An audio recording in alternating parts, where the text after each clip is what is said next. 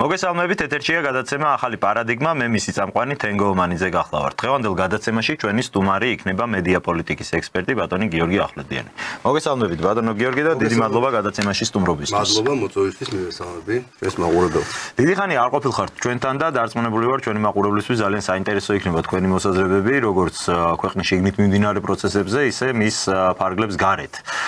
რაც ხდება ჩვენს ირგვლივ, თუმცა დავიწყოთ თავიდან საქართველოსი. ერთი ასეთ შეკითხვა მექნება.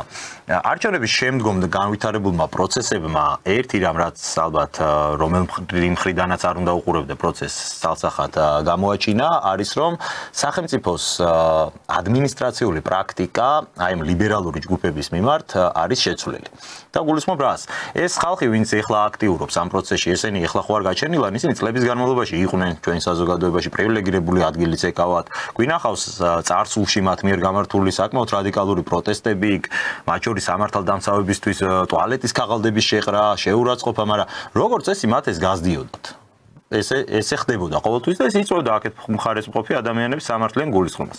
ჩვენ ახლა ვხედავთ რომ ამ ხრივ სახელმწიფომ შეცვალა როგორც აი პოლიციური პრაქტიკა, წმინდა ადმინისტრაციული პრაქტიკა თავის დაკავებებით და ასე შემდეგ და ასე შემდეგ, ასევე შეცვალა კანონმდებლობას, რომელიც არის საკმაოდ გამკაცრებისკენ მნიშვნელოვნად გაამკაცრა ამ ხრივ. აი ამაზე რო ვისაუბროთ, რამ გამოიწვია ეს ცვლილება?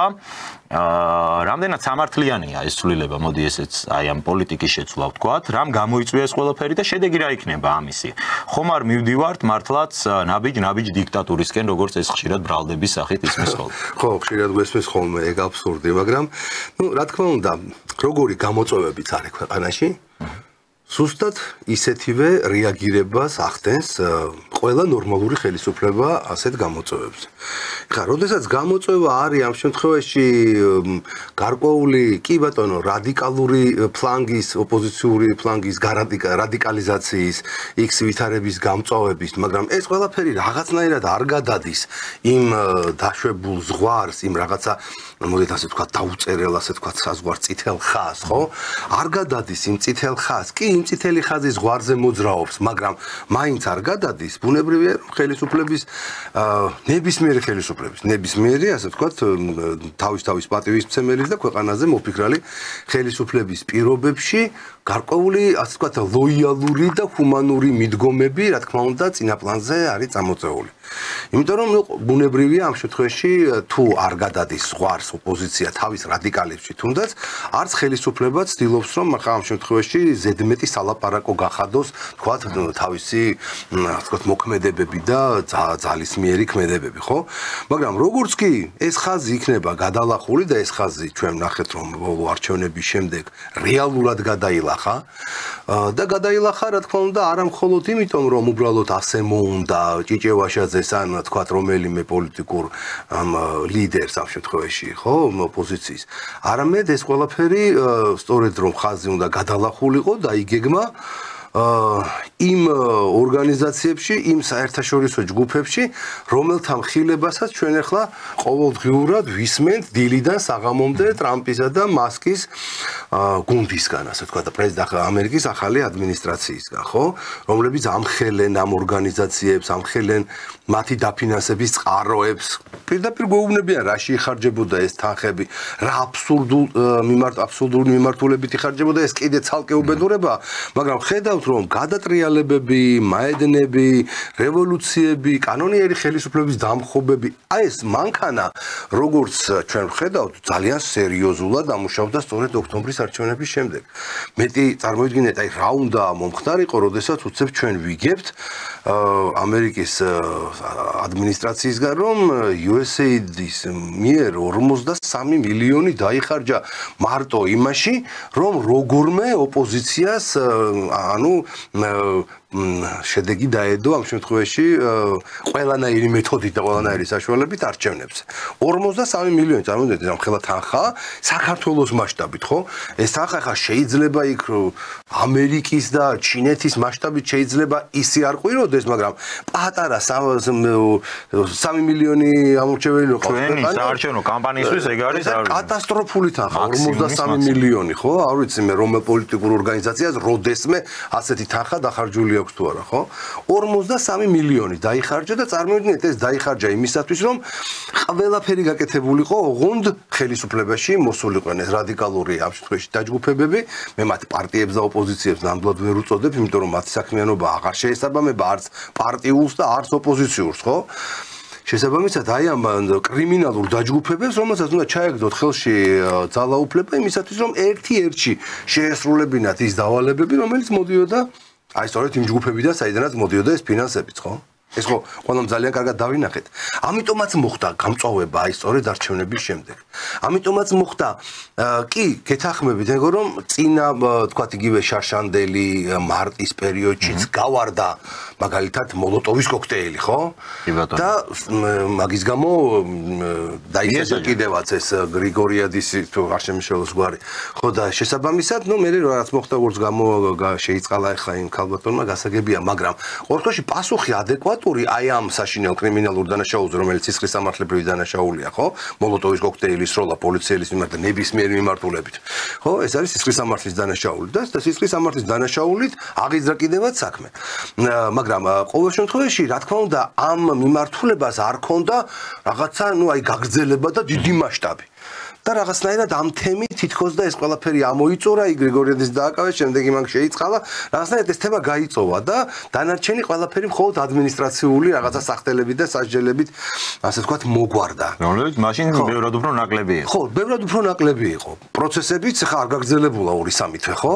იქ იყო, ვთქვათ, აი ეს რადიკალიზაციის პროცესი, მაგრამ რაღაცნაირად ეს ყველაფერი ჩარჩოში იყო. აი არჩევნების შემდეგ, უკვე საპარლამენტო არჩევნების შემდეგ, განსაკუთრებით 28 თუ 26 ნოემბრის შემდეგ, აი მწრობელი პრესკონფერენციის შემდეგ, ხო, 28 ნოემბრის შემდეგ, პროცესები აღარ გაჩერებულა, იმიტომ რომ იქ უკვე ჩათვალეს ამ ჩვენმა რადიკალებმა, რომ მათ ხელში ისეთი კოზირია, რომ ეხლა ამ კოზირით გაჭრიან ყველა კარც, რაც კი პოლიტიკურ სცენაზე მოკლედ დევს. ყველაფერს გაჭრიან იმითი, რომ აი ხელისუფლებამ თურმე უარი თქვა ევროკავშირში და ასე ვთქვათ ინტეგრაციაზე, ასე შემდეგ, მაგრამ გამომდინარე იქიდან, რომ ეხლა ეს არანაირი რეალური მოცემულობა არ იყო, მაინც ვერ მოხდა ვერანაირად ამითი საზოგადოების მაბადიეთ დამსწრაზე დაბოლება. რომ აი არავინ არ ჭამა მარტივად რომ ვთქვათ ეს ბლეფი და ამის გამო ქუჩაში 100-ობით 1000 ადამიანი არ გამოვიდა. თუმცა ბევრმა ჭამა და ბევრისთვის ლუსტრაციის მხრივაც საინტერესო იყო. ძირითადად მაინც რა თქმა უნდა ბირთვი ისევ და ისევ აქცენტირებული იყო აქტივზე. უბრალოდ გამომდინარე ისევ და ისევ იქიდან რომ 53 მილიონი მარტო საარჩევნო კამპანიაში დაიხარჯა, მე ჯერ არ ვიცი და ალბათ მალე ტრამპის და მასკის დაგვეხმარებიან მაგ საკითხში და იმ ფაილებსაც გახსნიან ელემენტარულად ჩვენი NGO ორგანიზაციები რა სიგიჟეებში იღებდნენ ალბათ იგივე USAID-ის თუ NED-ის ფულს უკვე აი ამ საპროტესტო აქციების დროს და უფრო მეტი გვეცოდინება რა თანხებზეა საუბარი, მაგრამ ხო ერთი წამითაც არავის ეჭვიარება რომ იქ რომ ხელა თანხა ჩადეს არჩევნების მოსაგებად არანაკლებს ჩადებდნენ თუ მეც არა იმ პროცესებისათვის, რასაც რევოლუციური პროცესები ერქვა, ხო, ასე მცდელობა.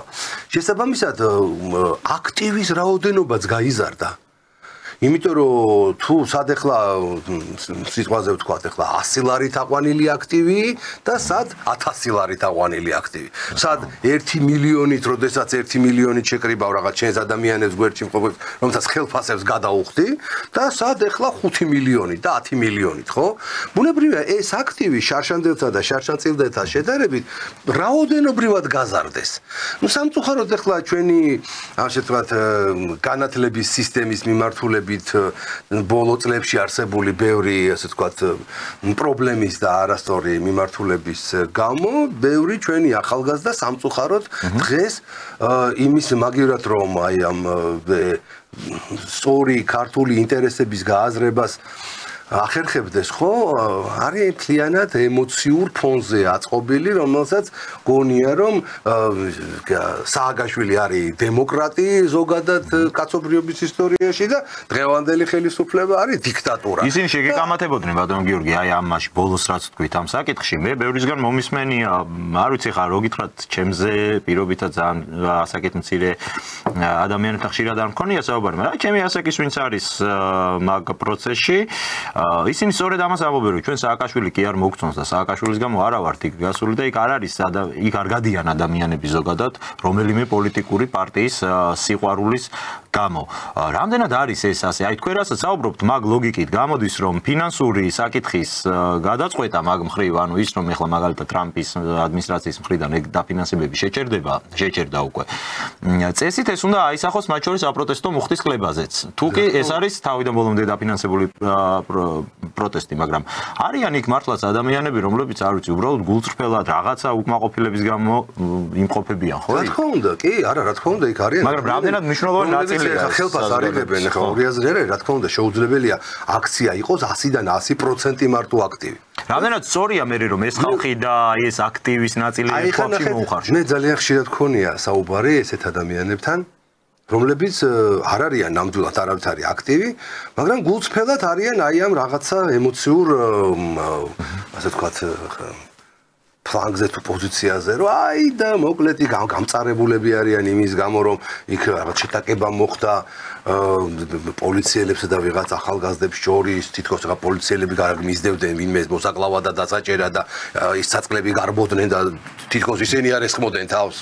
ხო, მე რაღაცა უაზრო აღშფოთებები, რომ როგორ გაბედეს და ეს როგორ დააკავეს ვიღაცა დიდებული ოჯახის შვილი ვიღაცა არ ვიცი. როგორ და გაბედეს და ვიღაცა მოკლედ არ გამოუშვეს. ეს მზია ამაღლობელი ხო თუ არ შემეშალა. კი ბატონო. ხო, რო შიმშილობს ეს როგორ აღაშფოთებს ამ ადამიანებს. თითქოს და პოლიციაზე თავდასხმა არა, არაფერი დასაჯელია. მოკლედ, ბევრი ესეთი ადამიანი მყავს ნანახი და იცი ძალიან მარტივ კითხვას უსვამ ყველას. აი მითხარით. მეუბნებით რომ მე არა ვარ ნაციონალური მოძრაობის მომხრე. საერთოდ არ მევასება ეს სააკაშვილი. არ მიყვარს ეს სააკაშვილი და საერთოდ არანაირად არ მინდა რომ ხელისუფლებაში დაბრუნდნენ ნაცები. კი ბატონო, დიდებული ვეუბნები, ეს ანუ ნაცი არა ხარ, ხო? მაშინ ახლა ესეთი კითხვაზე მიპასუხე. იქ რომ დადიხარ, ან იქ რომ გადიხარ აი ამ რევოლუციურ ფორმატში რომ ერთვები, რომელიც იდეაში მოდი თავი დავანებოთ იმას რომ თლიანად აქტივის მიერ არის აგორებული, მაგრამ შენ ხო ემოციურად ამ ყველაფერს უერთდები და არ გინდა სააკაშვილი, მაგრამ მიდიხარ იმისათვის რომ ხელისუფლება დაამხო. ანუ ხელისუფლების დამხობა გინდა. ხო, მას ეს წინააღმდეგობას ვერ მიწევენ. რა თქმა უნდა, ხა იქ რომ დადიხარ, ახლა ხანაირად არ გამოვა. მაშინ ებობთ ამიხსენი, აბა რომ ვინ მოვა ხელისუფლებაში, როგორც კი შენს მიზანს იმ სხვა ადამიანებთან ერთად, თქვა დაუშვა თეორიულად მიაღწევ. აი მიაღწია შენის მიზანი. კონკრეტული სახელები და გვარები ხომ მოვიდნენ თავრობ. ჩამოშალე ხო ეს ხელისუფლება, ჩამოშალე და ანგრიე რაღაც რევოლუცია მოაწყვე, ააფეთქე, გადაატრიალე და ასე შემდეგ. რა შედეგს ვიღებთ? ვინ მოდის ხელისუფლებაში ვეკითხები? არავითარ შემთხვევაში არ მოვა მიშა. მეუბნება ვინ მოვა. სხვაჯერს გინდათ გითხრათ უცხოელად რამდენიმე ადამიანისგან რა პასუხი მოვისმინეთ მაგ კითხვაზე. ხო და მეუბნები რომ ახლა წარმოიდგინე ხო პატარა ბავშვი თუ არ ახარ ადამიანი, კი უნდა მიხვდე ახლა რომ როგორც კი ეგ თეორიულად რომ დაუშვათ ასეთი რამ მოხდეს, სააკაშვილი მეორე დღეს გამოვა ციხიდან. ხო, ბუნებრივია, იმიტომ რომ გადატრიალების შემთხვევაში, ვინც არ უნდა ამ გადატრიალების შემთხვევაში, ასე თქვა, ჩაიგდოს ძალაუფლება ხელში დროებით, სანამ არჩევნები ჩატარდება, რა თქმა უნდა, სააკაშვილს გამოუშვებენ ციხიდან და იტყვია, რომ ეს არის ანგელოზი ფრთიანი, რომელიც იმიტომ რომ ამას დასავლეთი მოითხოვს. იმიტომ რომ სააკაშვილზე მეტად დღევანდელ რადიკალურ, ასე თქვა, ფლანგზე გარკვეული ამ ნაც სექტის გამაერთიანებელი ფიგურა არ არსებობს. აი ეს ნაც სექტა ამომრჩეველი, რასაც ქვია და რომელიც არ არის ახლა 10 კაცი და 20 კაცი, ხო? ასეულობით 1000-ია. ხო და შესაბამისად ეს ასეულობით 1000 ადამიანი არ შემოიკრიბება მაგალითად თინა ბოკუჩავას გარშემო. ან ჭიჭევაშაძეს გარშემო, ან იმ ჯაფარიძის გარშემო. არ შეიკრიბება არავითარ შემთხვევაში. ის მათ ეს ამორჩეველი ამათ არ გაყვება. ის ამორჩეველი დღემდე ხაბეიშვილს კიდე ხო გაყვება. ხო და აქედან გამომდინარე ეს ხალხი არის ისევ ნიშაზე გამყოლი უკან. და ეს საკმაოდ დიდი მასა ადამიანების, რომელმაც შეიძლება გარკვეული ასე თქვა ზეგავლი. სააკაშვილის ნაციონალური მოძრაობა მთელი თავისი ისტორიის განმავლობაში მე არ გულისხმობ ახლა 2003-4 წლებს, სულ რაღაცა 600-700-800-1000 ხმით იგებდა ხოლმე არჩევნებს. სულაც არ სჭირდებოდა მათ 1.200.000 კაცი. იმიტომ რომ ოპოზიციური ამორჩევლის ძალიან დიდი ნაწილი უბრალოდ იმედგაცრუებული იყო და არ დადიოდა საერთოდ არჩევნებს. შესაბამისად, ანუ ყველა შემთხვევაში სააკაშვილს გამოუშვებენ ციხეში იმისათვის, რომ მის გარშემო დაირაზმოს მთელი ოპოზიცია. მეუბნებიან კოალიცია შეიქმნება. კი ბატონო, მეუბნები კოალიცია შეიქმნება, რა თქმა უნდა. ზუსტად ისეთი, რომელიც აი 2004 წელს რო იყო. რევოლუციის შემდეგ საპარლამენტო არჩევნები რო ჩატარდა, მაშინ ნაციონალურმა მოძრაობამ კოალიცია შექმნა. იქ რესპუბლიკელები ყავდა, იქ კონსერვატორები ყავდა, იქ კიდევ ვინები ყავდა, რა, ერთი რამდენიმე პოლიტიკური პარტია იყო, კიდევ ზოგადად ყველა ხელისუფლება კოალიციური რეჟიმში შეიცვალა ჩვენ. კოალიციური გაერთიანება გააკეთა დემოკრატიის ანტურაჟით, რა, რომ აი ჩვენ ხო გასაგები იყო, რომ ნაციონალური მოძრაობა ვარდების რევოლუციის შემდეგ უალტერნატივო იყო და ის ყოველგვარი კოალიციის გარეშე მოვიდოდა საპარლამენტო არჩევნებზეც აბსოლუტური უმრავლესობით, მაგრამ შექმნეს აი ეს ასე ვთქვათ საჩვენებელი დემოკრატიული ასე ვთქვათ ნაბიჯი გადადგეს და გააკეთეს კოალიცია. ამიტომ კოალიცია რომ მეუბნებია რომ კოალიცია შეიქმნება და აღარ იქნება ნაცმოძრაობა. არა, მეუბნები კოალიცია აუცილებლად შეიქმნება. ოღონდ შეიქმნება ის კოალიცია ნაციონალური მოძრაობის სააკაშვილის გარშემო. ანუ ისევე ეს ადამიანები, ჭიჭეები, მიჭეები, ასე აბსოლუტურად ყველანი იქნებიან დარაზმულები ნაციონალური მოძრაობის და სააკაშვილის გარშემო. ანუ არაფერი რეალურად არ შეიცვლება.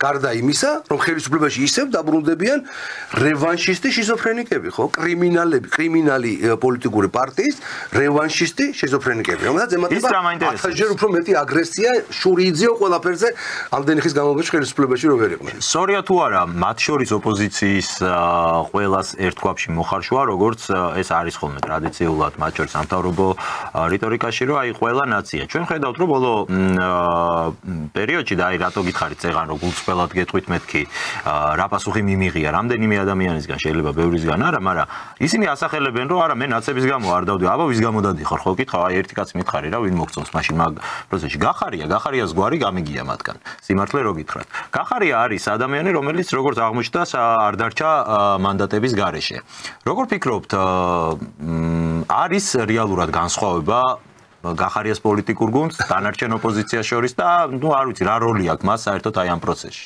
არ ვიცი, აი გახარიას შესახებ ძალიან საინტერესო გარკვეულწილად აი მოსაზრებები კი არა, მოლოდინები არსებობს, რომელიც არ არის ჯერჯერობით ისეთი რაღაც განკვეული კონკრეტული ასე ვთქვათ ფაქტებით და მტკიცებულებებით გამყარებული, მაგრამ აი ხო ვიცი რაღაცა ზურგის ტვინით გზნობ ადამიანი რო იტყვის რა. აი გახარიასთან დაკავშირებით მომკალით აი დათათურაში არ ეუბნება მოგზავნილი მგონი რა უკნა ხალხად რომ მაინც მოგზავნილი მგონი ხარდო ხო და აი მაინც აი რაღაცა ამ თვალსაჩინო ტროასხენი მგონია უფრო და არ ვიცი ყოველთვის ხა ამ მიმართულებით განსაკუთრებული წიაღსვლების და ასე ვთქვათ განჯის დაწყება არ მინდა იმიტომ რომ მაინც რაღაცა ძალიან თეორიული თვალსაჩინო საუბარი გამოვა მაგრამ ფაქტია რომ ხა გახარია ამ შემთხვევაში აღმოჩნდა ის ფიგურანტი რომელიც თუ ეს ყველაფერი ასე ვთქვათ როგორც თქვა დროაცხენია, მაშინ ძალიან კარგად დალაგებული თამაში მიდის. ძალიან კარგად იმისათვის რომ ამაში არავინ ეჭვი არ შეიტანოს. თუ ეს ყველაფერი არ არის მაგ მიმართულებით და გახარია უბრალოდ ცდილობს დისტანცირებას მოახდინოს ნაცებისგან და არა დამთლიანად მაინც იმ ფლანგს ეკუთვნის, მაშინ გახარიას არაფერი არ გამოუვა, იმიტომ რომ ასეთი რადიკალური დაპირისპირების პირობებში, როგორიც არის დღეს ქართულ ოცნებასა და ნაცკლასტერს შორის, ხო?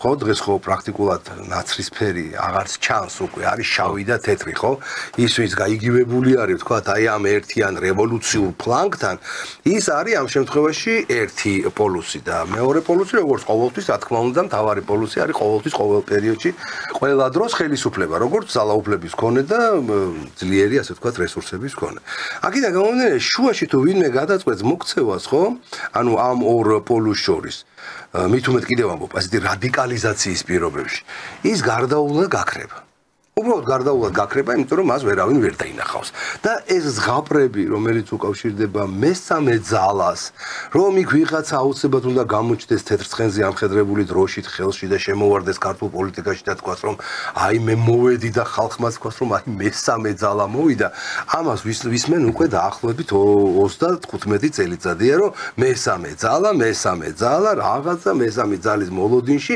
ეს რაღაცა ოქროს აკვანში რაღაცა ის ვაჟკაცი როცებს რაღაც ასეთი მოლოდინი არის ზღაპარი. არავითარი ხელოვნური მესამე ძალები არ იქნება. ეს ყველაფერი ყოველთვის იქნება ძალიან ბუნებრივად და ძალიან, ასე ვთქვათ, პოლიტიკური პროცესების გათვალისწინებით და საზოგადოებრივი და ხალხის ინტერესებიდან გამომდინარე. თუ ფიქრობ, რომ ახლოვდება ერთია მინდა მესამე ძალა და მეორე არის, რომ ამისათვის რაიმე პოლიტიკური რეალობა არსებობდეს. არ არსებობს ამისათვის არანაირი პოლიტიკური რეალობა და ამიტომ მესამე ძალა ჯერჯერობით არ იქნება და საერთოდ მესამე ძალა იდეაში თუ ჩვენ რამდენჯერაც გვინახავს, ასე ვთქვათ, მესამე ძალის ჩამოყალიბება, ის ყოველთვის ძირითადად სახელისუფლებო სტრუქტურებიდან ჩნდებოდა ხოლმე და სახელისუფლებო გუნდიდან ჩნდებოდა. ასე მოხდა თავის დროზე იმ 91 წელსაც, მასე მოხდა მერე 2003 წელსაც და პრაქტიკულად მასე მოხდა 2010-11 წლიდან, როდესაც სააკაშვილის გუნდმა სერიოზული 2008 წლიდან მოდი ასე დავიწყოთ, დაიწყო ასე ვთქვათ დახლეჩვა. ნუ ყოველ შემთხვევაში ჩვენ ვხედავთ, რომ ამ მიმართულებით არანაირი რეალობა არ აგვაქვს, ასე რომ მესამე ძალის თვალსაზრისით თუ იმეს პრეტენზია აქვს, შეუძლია კარგად შეინახოს ეს პრეტენზია, იმიტომ რომ საზოგადოებას ამით ვერ დააბოლებენ. რაც შეეხება ხა გახარიას ქმედებას ის პარლამენტში შევა თუ არა. მე მაგალითად ფიქრობ, რომ გახარიას ძალიან გაუჭირდება პარლამენტში მარტო შესვლა. ძალიან გაუჭირდება. სხვა გამოსავალი იქნება. არა, სხვა გამოსავალი არის, არ შევიდეს პარლამენტში. ერთი ვარიანტი. მეორე გამოსავალია, რომ მაგას თუ აპირებდა ხო, აქამდე მიიღებდა მაგას სპეციალისტს. ხო, მაგრამ იცი როგორი მომენტია, ეხლა ნახე ესეთი ვითარება. პარლამენტში შესვლა არ შესვლის საკითხი უკვე აღარ არის ისეთი, ასე ვთქვათ, ტაბუირებული, როგორიც იყო თუნდაც ერთი თვის წინ. ეხლა ისეთი ვითარებაა ჩვენს ქვეყანაში, რომ ოპოზიცია მაბატიეთ რა ის ოპოზიცია, ეს რადიკალური კრიმინალური ფლანგი ერთი რომ ელექტორალური კრიზისის პირობებშია, ანუ ხალხს ვერ კრიბავს რეალურად რო თქვა და მხარდამჭერების თვალსაზრისით ძალიან მძიმე მდგომარეობაშია, თუნდაც აგერ ვნახეთ ავტობანის და უბრალოდ ქალაქის შესასვლელ გამოსასვლელების გადასაკეთად 200 კაცით რო წავიდნენ და მეტი არავინ მივიდა და ამათ თვითონ მოუწიათ იქ ხტუნაობა იმ ლიდერებს რომ ეგება ყურადღება თავისკენ გადაეტანა. ხო, და დაეკავებინათ და ასე შემდეგ და იქ რაღაცა გაწევ გამოწევა, თორე ეს იყო სასაცილო და ეს იყო იმის მაჩვენებელი რა კატასტროფულ მდგომარეობაშია ზოგადად ეს რადიკალური ფლანგი. ეს ერთი რომ არ აყავთ მხარდამჭერების ის რაოდენობა, რომელთაც თუნდაც სერიოზულად გზას გადაკეტავენ, ეს ერთი. მეორე ძალიან სერიოზული პრობლემები იქნება ფინანსური თვალსაზრისით, ხო? დასავლეთიდან აღარ მოდის ფული. USAID-დან აღარ მოდის ფული, NED-დან აღარ მოდის ფული. ეხლა არ ვიცი, ალბათ შეიძლება მალე სოროსაც მიადგნენ და იქიდანაც აღარ წამოვა ფული. არ ვიცი, ყოველ შემთხვევაში ვნახოთ. მაგრამ ჯერჯერობით მოდის. ფაქტია, რომ ამ მიმართულებით ძალიან სერიოზული კრიზისია, როგორც ელექტორალური, ისე ფინანსური. შესაბამისად, რა რჩება ქართულ რადიკალურ ფლანგს? აი რა რჩება? ან უნდა დაიხურონ ქუდი, როდესაც აღარც ფული ექნება და აღარც ხარდაჭერა და წავიდნენ სახლში, დაждდნენ სახლში და ტელევიზორს უყურონ და იდაყვები დაიჭამონ, ან მეორე დაიწყონ ფიქრი იმაზე, როგორ გადარჩენ პოლიტიკურად და როგორ შევიდნენ პარლამენტში. აი დაახლოებით ისე, როგორც 2020 წლის საპარლამენტო არჩევნებში. ხო, მაგრამ მაშინ მანდატები არ ქონდათ მათ გაუქმებული. არა, მაშინ როგორ არა მანდატებიც და შემდეგ მოხდა აღდგენა შეთანხმება. ჩახსნეს და მე აღადგინე, როგორ არის ყველაფერი ქონდა გაუქმებული, ჩახსნელი, სიები ჩახსნელი, ყველაფერი ასე შემდეგ. მაგრამ ნახე როგორი მომენტია, უბრალოდ მაშინ სასწრაფო და ეხლაც ალბათ იგივე მოხდება, სასწრაფოდ გამოიჩეკება ვიღაცა უცხოელი ევროპელი შარმიშელი. ხო, ვიღაცა შარმიშელი. ხა შარმიშელი ხა ვეღარ გაკაჩავს, იმიტომ რომ ხა შარმიშელის დონე აღარ არის უკვე, ხო? მაშინ შარმიშელი კიდე რაღაცას წარმოადგენს. ეხა შეიძლება მაკრონი გამოჩნდეს. მაკრონი, აი თქვა, ხა მაკრონმა გამოაცხადოს, რომ მე შეგარიგებთ ხალხო. ნუ ხა ესეთი სიტუაცია ბუნებრივია ამ ვითარების დასრულება ხელისუფლების ინტერესშიც არის. ამიტომ ქვეყნის ინტერესებიდან გამომდინარე, მიუხედავად იმისა, რომ არც ერთი ნაცი პარლამენტში არავის არ უნდა და რაც უფრო ნაკლები ნაცი იქნება პარლამენტში, მით უფრო მშვიდობიანად განვითარდება ქვეყანა საკანონმდებლო თვალსაზრისით. თუმცა პარლამენტს რა თქმა უნდა ვიზუალურად ეს მაინც ეთყობა, კი. და ეთყობა ხო და ამ შემთხვევაში არის გარკვეული ამ შემთხვევაში რომ ვიღაცებმა ზედმეტად კიდე მაპატიეთ და ტვინი არ გაგვიხრიტოს საერთაშორისო დონეზე. ამიტომ სახელმწიფოებრივი ინტერესებიდან გამომდინარე ხელისუფლება დათანხმდება იმას, რომ მოდი კი ბატონო დავილაპარაკოთ. მოდით თუ ამათ რაიმე საღი აზრის, ასე ვთქვათ, წარმოგნა შეუძლიათ, კი ბატონო მოვისმენთ ამ საღ აზრს. ამიტომ მე დარწმუნებული ვარ, რომ ძალიან მალე, როგორც კი აი ეს ფინანსურ ელექტორალური კრიზისი მიაღწევს თავის კულმინაციას რადიკალებში. აუცილებლად დადგება საკითხი, როგორ გავხდეთ ისევ პუფები.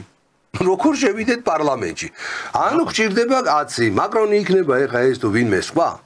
ვიღაცა მაინც გამოჩნდება. ჭამოვა ის ადამიანი. თუმცა ხელისუფლება ისეთი რიტორიკა აქვს ხელისუფლებას, რომ საერთოდ სხვა კურსით მიდის. ხელისუფლებამ შექმნა მაგალითად საპარლამენტო კომისია, რომელმაც უნდა გამოიძიოს 2003-2012 წლებში პოლიტიკური თანამდებობის პირების მიერ ჩადენილი ქმედებები. ძალიან საინტერესო რამე გაიხსენე ხა შენ. კი, ეს ძალიან სერიოზულ ზემოქმედებას და ფაქტორს წარმოადგენს სხვათა შორის პარლამენტში გახარიასთვის, ლელოსთვის და კიდევ ისეთი დეპუტატების შესვლისთვის, რომლებმაც იციან რომ ეხა იდეაში ეს საგამოძიებო კომისია მათ არ შეეხებათ, იმიტომ რომ ხელისუფლების რაღაც მაღალჩინოსნები, რომლებიც დანაშაულს ჩადიოდნენ, არ იყვნენ. ამიტომ ამადა ესეთი ადამიანების რაოდენობა იმ რადიკალებში დღეს არის. ხო, ყველა ხო არ იყო ხა ნაციონალური მოძრაობის მაღალჩინოსანი, რომელსაც პირდაპირ დანაშაული აქვს ჩადენილი. ესეთების ბევრი ყავთ იქ და ისინი უნდა დაისაჯონ, რა თქმა უნდა.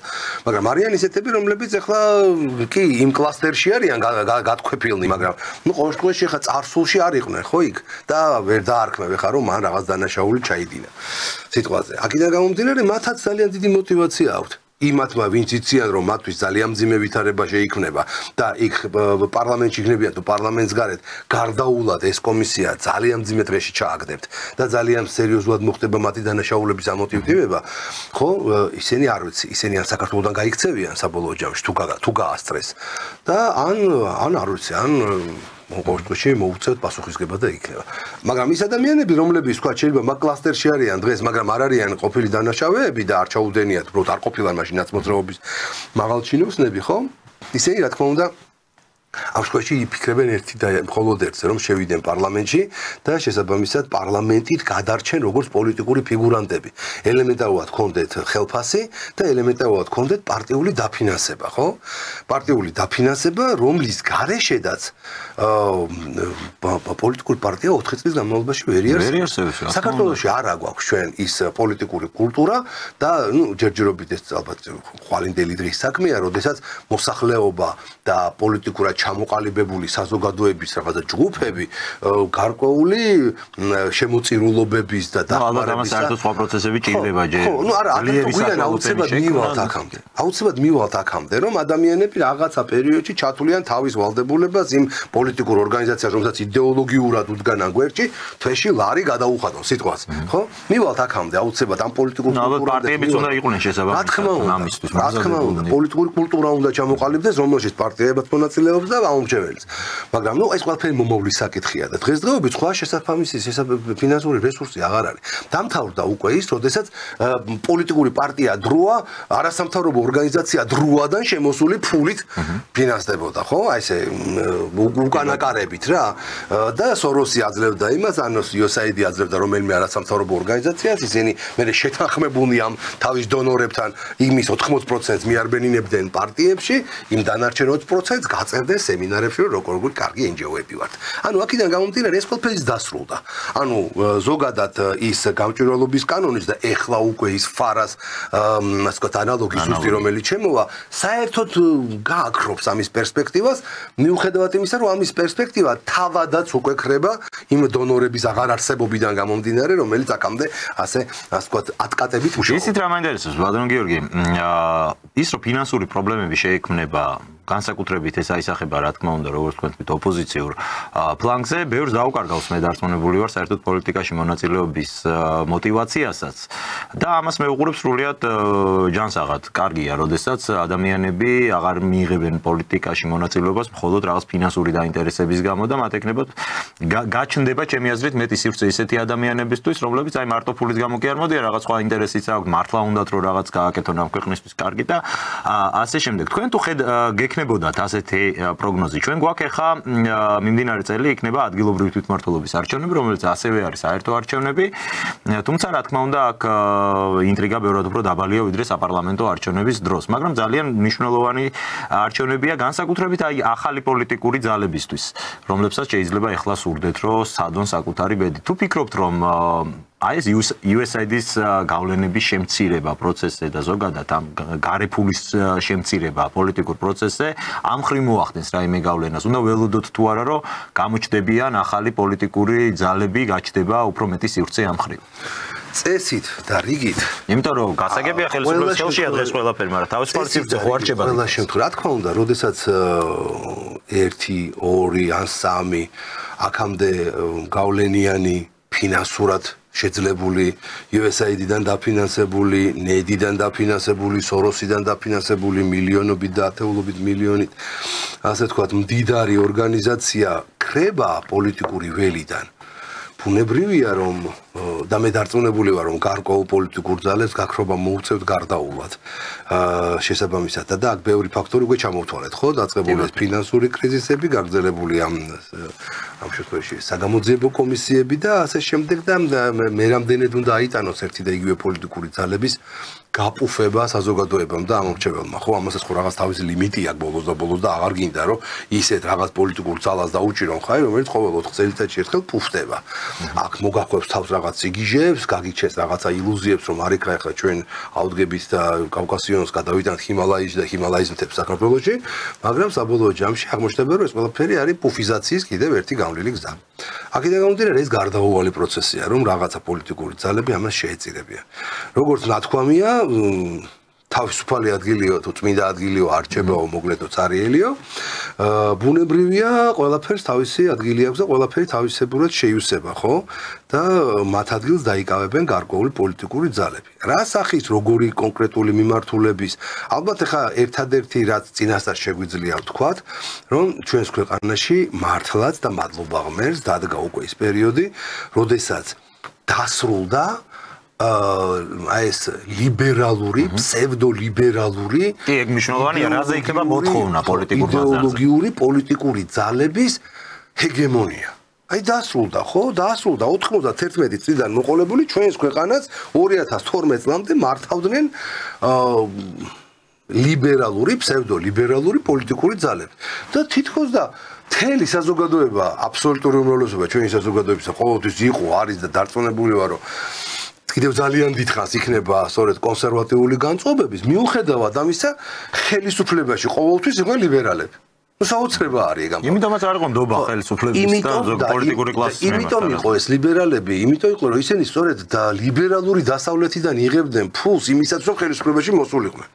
შესაბამისად ის ძალები რომლებიც იყვნენ მემარჯვენე კონსერვატიული ფლანგი რომლებიც ეროვნულ ღირებულებებზე ფასეულობებზე იდენტობაზე ქართული ხალხის ინტერესებზე ტრადიციებზე კულტურაზე ფიქრობდნენ იმათ არ ქონდათ არასოდეს ამისი ფინანსური შესაძლებლობები არ ქონდათ რომ სერიოზული წინააღმდეგობა გაეწიათ პოლიტიკურ ველზე ხო არ მომობ საარჩევნო კამპანიის დროს მაინც და მაინც ზოგადად პროცესში პოლიტიკურ პროცესში ეს ძალიან ძვირი სიამოვნებაა ზოგადად კარგი პოლიტიკური ასე ვთქვათ ბერკეტების ქონა ხო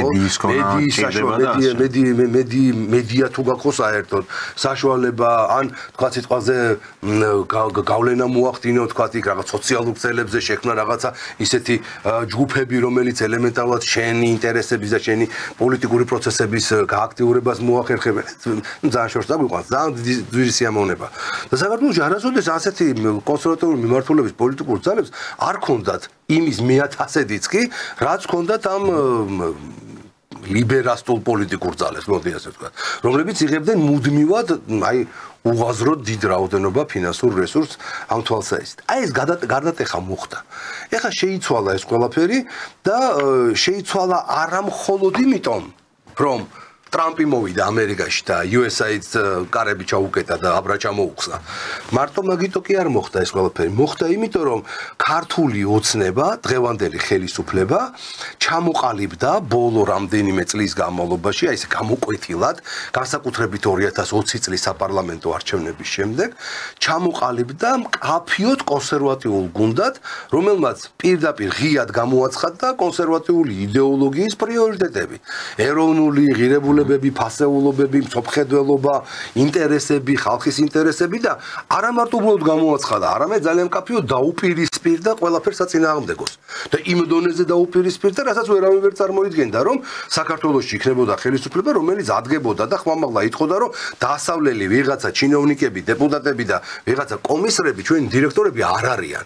და რასაც არ უნდა საუბრობდნენ, თუ ის ჩვენი ინტერესში არ არის, ჩვენ იმას არ მოვისმენთ და კარგად იყავით. აქ არის არგუმენტი, რომ იგივე ხელისუფლება, რომელიც წარსულში სხვანაირად იქცევდა. მე გულწრფელად გეტყვით, ამ არგუმენტს არ ვიზიარებ იმის გამო, რომ საერთოდ არ მაინტერესებს ხელისუფლების გულში რა ხდება ამ დროზე კონკრეტული თანამდებობის პირს. წარსულზე გეტყვით, თენგო ნახეთ მაგრამ ძალიან მნიშვნელოვანია აქეთ გეტყვით. ქართული ოცნება როდესაც მოვიდა ხელისუფლებაში 2012 წელს ის იყო ერთმნიშვნელოვნად ძალიან ეკლექტური პოლიტიკური გაერთიანება. იქ ისეთი პოლიტიკური ძალები იყვნენ კოალიციაში, რომლებიც რადიკალურად კი არა და კარდინალურად იყვნენ დაპირისპირებული იდეოლოგიური მწოხდელობით, პოლიტიკური შეხედულებებით და ასე შემდეგ. რესპუბლიკელები, კონსერვატორები ერთად რო დაждდებოდნენ, ახლა წარმოიდგინე რა ვარ იქნებოდა ახლა იქ რაღაც საერთოზე შეთანხმება. ბუნებრივია ნელ-ნელა იმათ რესპუბლიკელობაზე და ამათ კონსერვატიზმზე შეიძლება ნელ-ნელა შეგვეპაროს დაიწყო იგივე ამ პარტიის დამფუძნებელმა და მისმა გუნდმა, ძირითადად ვინც ამ გაერთიანება ქართული ოცნების ჯერ კოალიციას და მე მხოლოდ პოლიტიკურ პარტია ქართულ ოცნებას რეალურად ხელმძღვანელობდნენ, დაიწყეს ამ ყველაფრის, მოდი ესე ვთქვა, დაწურვა. და რაღაცნაირი მოწესრიგება. ბოლო მოწესრიგების ფლანგი იყო სწორედ 2019 წლის ნოემბერი. როდესაც თელი გახსოვს მაჟორიტარების საკითხთან დაკავშირებით რომ მოხდა დაპირისპირება გუნდში და ლიბერალების მთელი კოჰორტა ჩუგოშვილების და მისი ასე ვთქვათ ძმანი მისნის თამადობით გამოიყვნენ და გავიდნენ ქართული ოცნებიდან. ეს ხო ყველაზე დიდი გასუფთავების პერიოდი და ეს აუცილებლად უნდა მომხდარიყო. ბიზნეს ემარიჩუა შესანიშნავად დაინახა რომ ეს რო არ მომხდარიყო 2020 წლამდე არჩევნებამდე ეს ყველა ვარიანტი მოხდებოდა 2020 წლის არჩევნების შემდეგ და უკვე პარლამენტში პარტიას დაანგრევდა.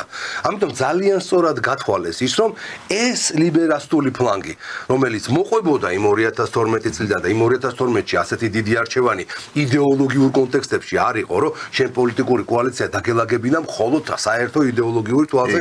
იქ თავარი იყო, რომ ყველა -1 ყოფილიყო, ხო? მთელი ოპოზიცია ერთად და ნაციონალურ მოძრაობრო გარკვეული წინააღმდეგობა გაგეწია ხელისუფლებაში მყოფი ამ კრიმინალური ძალისთვის და ამიტომ მერე დაიწყო იმაზე ფიქრობ ეს ყველაფერი უნდა გავასუფთავოთ ახლა ხო ხელისუფლებაში მყოფ პარტიამ უკვე ეს ყველაფერი განაცხადება მიიღო და 2019-ში იყო ბოლო ასე ვთქვათ ეს განწმენდის ეტაპი ხო დაფერთხვა და შესაბამისად უკვე 2020 წლიდან საპარლამენტო არჩევნების შემდეგ ხო უკვე 2020 წლის მოწვევის პარლამენტი უკვე გამოკვეთილად ჩამოყალიბდა როგორც ერთ მნიშვნელოვნად აი ესეთ კონსერვატიულ პოზიციაზე მყოფი პოლიტიკური ძალა, რომელსაც უკვე კი ჰქონდა ბექგრაუნდად ის რაღაც მილიონერი, რაღაცა ბრძოლები, წინააღმდეგობები, ლიბერალური ასე შემდეგ, მაგრამ ჩამოყალიბდა გუნდი, რომელმაც შეძლო ერთი იდეით, ერთი იდეოლოგიური ხაზით გაეტარებინა და მიეყვანა ქვეყანა, გადაერჩინა თქვა ამ ომისგან, არ დაეხია უკან ამ ხელა ზეწოლების პირობებში, რომ არიქა და გინდა თუ არა ამას თუ არიზამთ და ეხა სანქციებს დაგიწესებთ. ანუ ერთი იდეით შეკრული ადამიანები აღმოჩნდნენ, რომლებმაც გაუძლეს ყველა ამ უბედურებას. და შემდეგ 2024 წლის საპარლამენტო არჩევნები ჩაატარეს და მოიგეს. აქედან გამომდინარე, ამიტომაც ვამბობ, წარსული რა თქმა უნდა ესეთი იყო, საკმაოდ ესეთი მრავალწახნაგოვანი, მაგრამ სხვანაირად შეუძლებელია ყოფილიყო, რომ 2012-ში ისეთი გუნდი ჩამოყალიბებულიყო, როგორც თქვა სიტყვაზე დღეს არის დაწურული და შეუძლებელი იყო. მაშინ ყოფილიყო ყველა ერთად. მაგ საკითხზე მეც აბსოლუტურად მაგ რა პოზიცია რომ განარამე დამვიწყებია ქართული ოცნების წარსულიდან და უბრალოდ ეხა აქ ქართულ ოცნებას ამის კეთება უწევს გულწრფელი ამ ყველაფერში არ არის გულწრფელი სიმართლე გითხრათ მე საერთოდ არ მინდა ჩემთვის ამ შემთხვევაში არის მნიშვნელოვანი მე ვარ ადამიანი მაგალითად რომელიც წლების განმავლობაში აი ამ პროდასავლურ კურსს არ ვეთანხმებოდი მუდმივად ეს მიმაჩნდა რაღაც ილუზიური კურსი და ხედავ რომ ხდება ეხა ამ კურსიდან აშკარად დისტანცირება შემოტრიალება და ამას ქართული ოცნება აკეთებს ჯერჯერობით ეფექტურად ჩემთვის ეს არის მნიშვნელოვანი რომ ეს ყველაფერი ეფექტურად კეთდებოდეს თორე ეხა ამ ნაწილზე უნდა ვაკრიტიკოთ ალბათ ხელისუფლება რომ თუ რამეს აი ამ ხრივ აკეთებს არასწორად ამაზე არის მისაღები კრიტიკა და ხა წარსულში გავიგეთ ნუ სამწუხაროდ არ აქვს ხო ამ ქვეყანას დიდი არჩევანი ასე ვთქვათ პოლიტიკური კლასის და ეს გასათვალისწინებელი არგუმენტი არის მთავარი არის ამ ხრივ ის რაც იყო 2000 თუნდაც იგივე 12-ში გაცილებით გაუმჯობესებულ ფორმატში წარიმართა 2016-ში. კიდევ უფრო გაუმჯობესებული ფორმატით 2020-ში, 2024-ში. ნელ-ნელა ჩვენ ანუ ძალიანაც რომ არ გვინდოდეს ეს და ამას შევეწინააღმდეგოთ, მაინც ვითარდებით. მაინც წინ მივდივართ. იმიტომ რომ გამოცდილებას იძენს ამომრჩეველი. ამომრჩეველს უკვე მობატე და ისევ ამ სიტყვისთვის ვეღარ დააბოლებ ისეთი რაღაცეებით, რითაც აბოლებდნენ მაგალითად 2003-ში. რევოლუციის წინ. ხო? ვეღარ დააბოლებენ ისეთი რაღაცეებით, რომელთაც აბოლებდა თავიდან მოქალაქეთა კავშირი, მერე ნაცმოძრაობა. აღარ ბოლდება უკვე ეს საზოგადოება. იმიტომ რომ არა მე კი არ მომფიქრობ რომ რაღაცა იდეალურ პოლიტიკურ დონეს მივახცე. არა, სტაბილურობა მშვიდობა ან ვითარებს საზოგადოებას პოლიტიკურ. კიდევ ბევრი უნდა გავითარეთ, თორემ 35 წელიწადი რა არის, არაფერი არ არის 33-35 წელიწადი სახელმწიფოს დამოუკიდებელი ცხოვრებისთვის, ხო? აგერ ქვეყნები 200-300 წელია დამოუკიდებლები არიან და ისეთ შეცდომებს უშვებენ რომ აგერ დანგრევის და განადგურების პირას მიიყვანეს საკუთარი ქვეყნები ამ ლიბერასტული იდეოლოგიით, ხო? და იქამდე მიიყვანეს რომ ქვეყანაში მალე შობადობა შეიძლება პრობლემა გახდეს.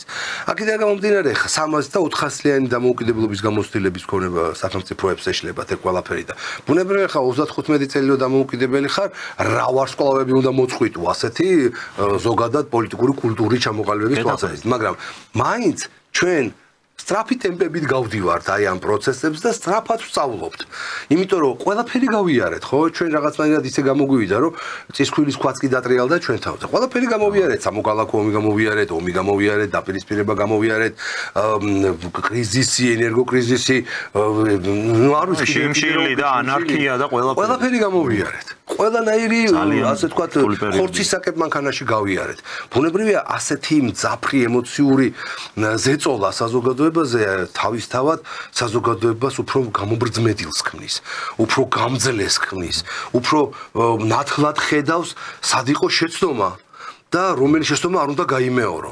ამ ნაცებს გონიათ რომ 2008 წელი უკვე არავის აღარ ახსოვს ამ ქვეყანაში და თავისუფლად ეხლა რომ დაუძახებენ რომ წამოდი ეხლა ჩვენ უკრაინელებს უნდა დავეხმაროთ და აქედან აი მე რო ვიყო ხელისუფლებაში დიდი ხანია უკრაინელებს უკვე დავეხმარებოდი და სამხედრო ძალი ხო კამად გონიათ რომ ეს ყველაფერი რაც იყო 2008-ში ამ ქვეყანაში არავის აღარ ახსოვს რა დაგუმართეს რა გააკეთეს როგორ დაგხიეს ამდენიმე ათეული წლით უკან და გონიათ რომ ახლა ამაზე რომ დაუძახებ ხალხს მოვა 100,000 კაცი და ჩამოაგდებს ხელისუფლებას და წავა ომში აი ამდენად არაადეკვატური დეგენერატები არიან უბრალოდ და შესაბამისად ისინი ვერასოდეს ვერ განვითარდებიან ჯერ კიდე იმას ვერ ხვდებიან რომ შეცდომას თუ დაუშვებ ხანდახან შეიძლება შეცდომა აღიარო დღემდე ის პოლიტიკური მომენტი აქვს რომ პირველ ჩვენებას უნდა მივაწვეთ რანაირი შეცდომაც არ უნდა იყოს მაინც პირველ ჩვენებას უნდა მივაწვეთ და ბოლომდე უნდა უმტკიცოთ ხალხს რომ ჩვენ ვიყავით მართალი ერთხელ ხო შეიძლება ამდენი წლის განმავლობაში დაგიმტკიცეთ მილიონნაირად დაგიმტკიცეთ რომ დანაშავე ხარ დანაშაული გაქვს ჩადენილი ხალხს ხოცავდი ბიზნესებს აწიოკებდი, პარსავდი, ადამიანებს აუპატუირებდი, ადამიანის უფლებები ფეხქვეშ ჰქონდა გათეილი, ომის პროვოცირება მოახდინე და ქვეყანა დაანგრიე და ტერიტორიები დაკარგე, მედია საშუალებებს ანგრევდი, უვარდებოდი ტელევიზიებში და ეს ჩამოყალიბე სრული ავტოკრატია, ხო, ქვეყანაში. ყველაფერი დამტკიცებულია. ეხლა ეს საგამოძიებო კომისია ამას ყველაფერს ფურცელზე გადაიტანს და ბეჭედს დაარტყამს, თორე საზოგადოებისათვის ყველაფერი დამტკიცებულია. შესაბამისად, ეს ამათ არ ესმის, წარმოიდგინე. არ ესმის, რომ ერთხელ მაინც უნდა რაღაცნაირი სინანულის გზნობათ რო გაგიჩნდეს, შეიძლება ეს ამ საზოგადოებაზე რაღაცა პოზიტიურად აისახოს და რაღაც პოზიტიურად იმოქმედოს ამ შენმა სინანულმა, ხო, იმასთან დაკავშირებით, რომ ეს იყო შეცდომა და არა, ჩვენ კი რაღაცა შეცდომა დაუშვით, მაგრამ იმიტომ რომ თურმე არჩევნები წავაგეთ 2012-ში, ყველაფერი ჩამოგვეწერა, ინდულგენცია მიიღეთ რა. 2012-ში მშვიდობიანად გადმოგაბარეთ. ხო, წავაგეთ. მეტი რა გაგინდათ, თურმე რახან წააგეს არჩევნები, ჩვენ უნდა დავივიწყოთ, რომ ეს პოლიტიკური პარტია კი არა, კრიმინალური კილერების ორგანიზაცია იყო. სინდიკატი. დროებებს რო არა, ბარტონო, არა, ეგრე არ არის, ძალიან სხვა ასეთ დანაშაულებებს, სხვა ასე ვთქვათ, პასუხისგებლობა და პასუხისგება სჭირდება. შენ ახლა კი შეიძლება პოლიტიკურმა პარტიამ დაუშვა შეცდომები არც ერთი არ არის დაზღვეული კი რა, ვერც ერთი ვერ მოქმედებს ისე სოფლიოში პარტია, რომ შეცდომებს არ უშვებდეს ხელისუფლებაში, მაგრამ ეს შეცდომები არ უნდა იყოს დამღუპველი. ამიტომ რო წააგებ არჩევნებს, ხო? ეს არის სასჯელი იმისათვის, რომ რა შეცდომების დაუშვი. მაგრამ შენ როდესაც პოლიტიკური კი არა, კრიმინალური ჩაჩადენი, ხალხი ყავს დახოცილი, ტერიტორიები დაკარგული, რაღაც სიგიჟეები გაქვს ჩადენილი და ნაწამები ხალხი ყავს და ასე შემდეგ. იქ წავაგე და ახლა ყველაფერი მეპატიება და ეხა ისევ თავიდან ხელისუფლებაში მომინდა, ეგრე არ არის. ამიტომ ეხა სწორედ აი ეს საგამოძიებო კომისია ბეჭედს დაუსვამს იმას, როგორ უნდა აგონ პასუხი ადამიანებმა იმ კონკრეტული კრიმინალური დანაშაულებების კი ბატონო, დაგვიანებულია, მაგრამ არაუშავს. ჯობს გვიან ვიდრე არადროს, ეგ თუ ეგრე იქნება. აი მაგით არის შეუძლებელი იყო სხვანაირად მოხდარიყო აქამდე. მიუხედავად იმისა, რომ მე და შენ მაგის სწორული ყოველთვის ჰქონდა, რომ როგორმე ეს ყველაფერი რაც შეიძლება მალე დაწყებულიყო და საზოგადოება მალე გათავისუფლებულიყო აი ამ სიმძიმისგან, ამ ტვირთისგან, რომ აი დამნაშავეები უნდა დაისაჯო, ხო? და ეს დაუსჯელობის სინდრომი არ უნდა ასე თქვა გამეფდეს ქვეყანაში. ამიტომ არ შეიძლება რომ რაღაცა პოლიტიკური რაღაცა კონტექსტების გამო ვიღაცის მიერ ჩადენილი დანაშაული იყოს ასე თქვა გვერდზე გადადებული და თვალი დავხვიჭოთ ამაზე, ხო? და მაგრამ ეხლა ნახე როგორ სიტუაცია არის ერთი რომ გაქვს სურვილი, მაგრამ მეორე არის რომ გაქვს საშუალება. ხო იცი? სადღეგრძელო რო არის. ნეტაი ჩვენი სურვილებიო, ყოველთვის ემთხვეოდეს ჩვენს შესაძლებლობებსო. ესეა ზუსტად რა, იმიტომ რომ ჩვენი შესაძლებლობები ერთია და სურვილები მეორე.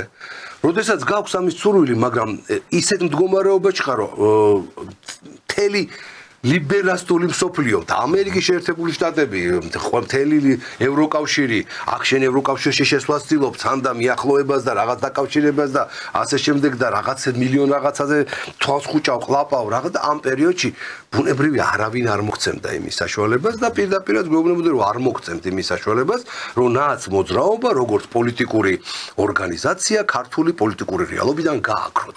აროზე, იმიტომ რომ ყოველთვის იცოდნენ დასავლურ წრეებში, აი ამ ევროპულ თუ მაშინდელ ამერიკულ პოლიტიკურ წრეებში, რომ ეს ქართული ოცნება არ არის მათი ვასალი სახელმწიფო ხელისუფლება. არ გამოდის ამ ქართული ოცნებიდან მათთვის ასე თქვათ თავზე ასე თქვა, ის არ იყო მათ NGO ოფისებში გაზრდილი. არ იყო NGO ოფისებში და ბევრი იყო, მაგრამ მაგრამ მათზე აი თავზე ხელის წამორტყმა არ გამოდიოდა რა. არც მოსყიდვა გამოდიოდა. ხო? რანაირად უნდა მოისყიდო ხა კაცი 1 მილიარდი რანაირად უნდა მოისყიდო ხა. მას კი რატო არის ახლა იქ? იმიტომ ვერ მოისყიდის. 400 მილიარდი აქვს და მთელმა პენტაგონმა მთელი თავისი ბიუჯეტი რო გადაუხადოს, მასს მაინც ვერ მოისყიდია, იმიტომ რომ იმდენს მაინც ვერ გადაუხდია, ხო? აქედან გამომდინარე შესაბამისად ეს ყველაფერი ქართულ ოცნებასთან ემართებაში შეუძლებელი რო იყო, ყოველთვის იბევებდნენ ნაციონალურ მოძრაობას. ყოველთვის ასე ვთქვათ უკანა ეზოში შემონახული ქონდათ რა, რომ საჭიროების შემთხვევაში მისი გააქტიურებით მოეხდინათ გარკვეული რეჟიმ ჩეინჯი საქართველოში და ისევ თავის ასე ვთქვათ თუ რა თქმა უნდა სხვა პოლიტიკური ძალა არ გამოჩნდებოდა მათთვის სასარგებლო. არ გამოჩნდა არც ერთი პოლიტიკური ძალა ძლიერი, იმიტომ რომ ნაცმოძრაობის სექტა აღმოჩნდა მაინც ისეთი გაცილებით უფრო ძლიერი ელექტორალური ფლანგი და ამიტომ ისევ ნაცმოძრაობაზე დაიწყეს აქცენტის გაკეთება. ამიტომ არავინ ამის საშუალებას არ მოგცემდა.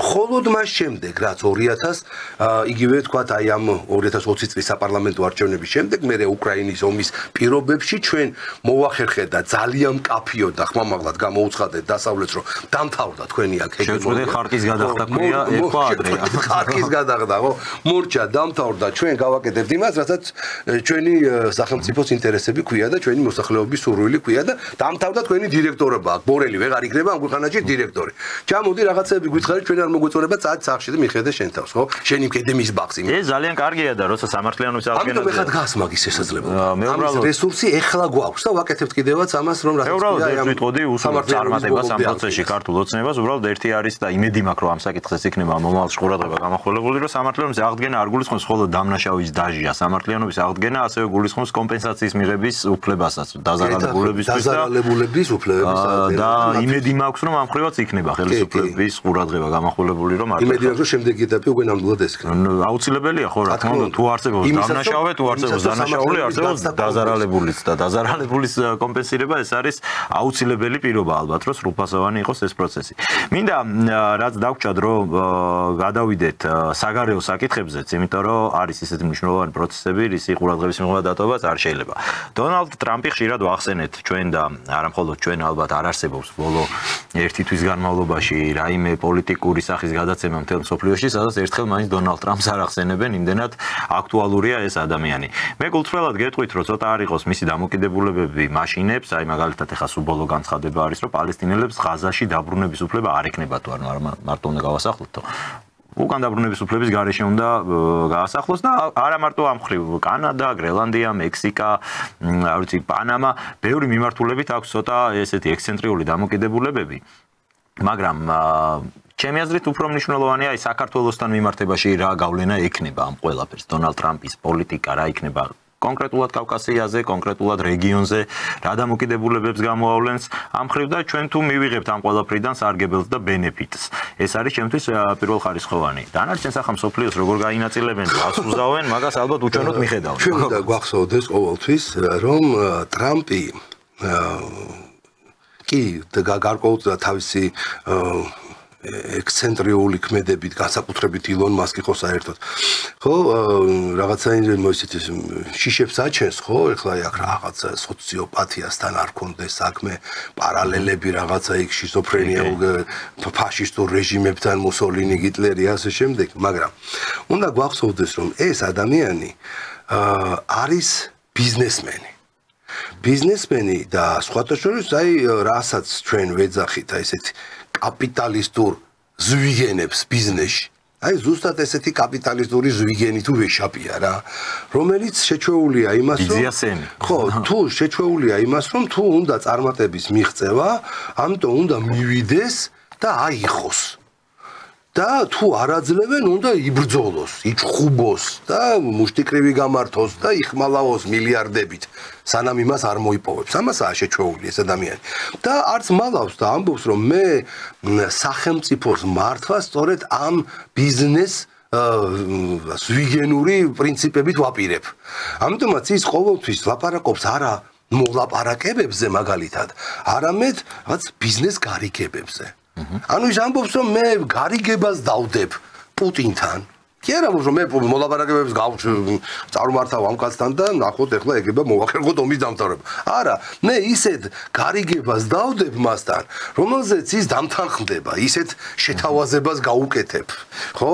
სუსტად ეგ ლაპარაკობს ყველაფერთან მიმართებაში. კანადელებს ისეთ შეთავაზებას და გარიგებას დაუდებ, რომ ვარს ვერ მეტყვიან შუმზე რევოლვერის მიდების პრინციპით ანუ ხო, ანუ ამას აკეთებს აბსოლუტურად აი ბიზნეს კონტექსტიდან და შესაბამისად, მაგრამ ბიზნეს კონტექსტი თუ დავაკვირდით უკვე აი ამ რაღაც ერთი თვის განმავლობაში ისიც წარმოჩინდა რომ ტრამპი მოქმედებს ყოველთვის იცი რა პრინციპით მოითხოვე ძროხა იმისათვის რომ ბოლოს დაგიკლან ქათამი თუ ძროხას არ მოითხოვ ქათამს ვერ მიიღებ პირდაპირ ქათამი თუ მოითხოვე ხო დარჩები მხალზე გარდაულად ამიტომაც ის მიდის და პირდაპირ ითხოვს რომ კანადისა მექსიკას მოკლედ ეხლა ეუბნება რომ მე შესაძლოა დომს გამოგიცხადებ მე შენ იქ რაღაცა საშინელ ტარიფებს დაგადებ გაგანადგურებ საერთოდ ეხლა კარტელები მექსიკური კარტელები გაიგივეს ტერორისტულ ორგანიზაციებთან და ამერიკული კანონმდებლობით იქ სადაც არის ტერორისტული ორგანიზაცია რომელსაც ამერიკა აღიარებს ტერორისტულ ორგანიზაციას ამერიკა იღებს